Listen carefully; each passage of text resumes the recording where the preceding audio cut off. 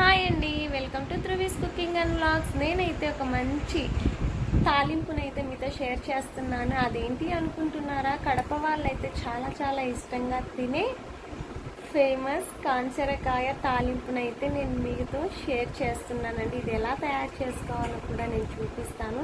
ఇదైతే రైస్లోకి కానివ్వండి, సంగటిలోకి కానివ్వండి, అలాగే చపాతీలో కూడా చాలా టేస్టీగా ఉంటుంది. ఇది ఎలా ప్రిపేర్ చేసుకోవాలో నేనైతే ఖచ్చితంగా అయితే మీకు చూపిస్తాను. చూసేయండి. కాయలు ఎలా ఉంటాయో ఫస్ట్ చూపిస్తాను.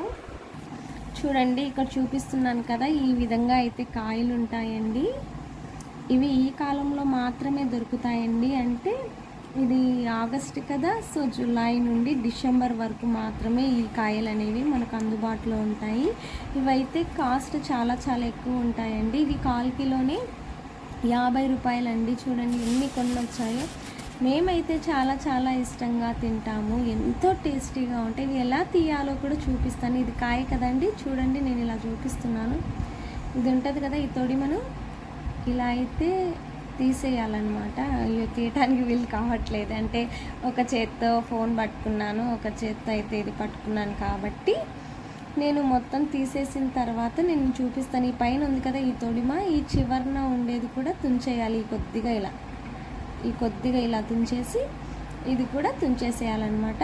అలా తుంచేసిన తర్వాత ఎలా వస్తుందో చూపిస్తాను. చూడండి, ఇదిగో చూసేయండి, ఇలా అయితే వస్తుందండి. ఇలా అయితే కాయలన్నీ మనం తుంచేసుకొని పక్కన పెట్టేసుకొని వాటర్లో అయితే వేసుకొని బాగా కడుక్కోవాలండి. కాయలను అయితే క్లీన్గా కడిగేసుకోవాలి. కడిగిన తర్వాత అయితే వీడియోని కంటిన్యూ చేద్దాం ఎలా ప్రిపేర్ చేయాలో. ఇంకోటండి, ఇవైతే కొద్దిగా టైం టేకింగ్ ప్రాసెస్ అండి. కొద్దిగా సమయం పడుతుంది. ఇవన్నీ తీయాలి అంటే కరెక్ట్గా ఒక 20 to 25 మినిట్స్ అయితే ఖచ్చితంగా పడుతుంది.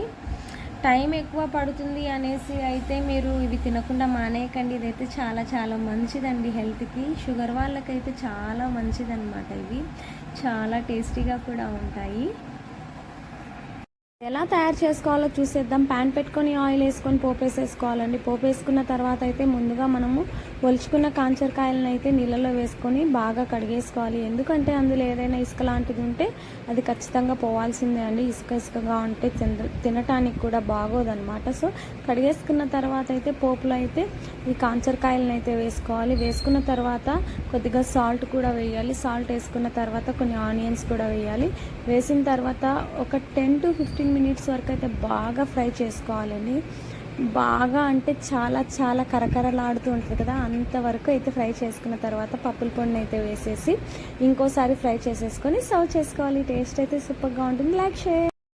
Like share and subscribe my channel అండి. ఖచ్చితంగా మన ఛానల్ని ఎవరైనా సబ్స్క్రైబ్ చేసుకుని వాళ్ళు ఉంటే ఖచ్చితంగా అయితే సబ్స్క్రైబ్ చేసుకోండి. మీకోసం అయితే ఇలాంటి మరెన్నో కుకింగ్ వీడియోస్ని అయితే అప్లోడ్ చేస్తాను. Keep watching.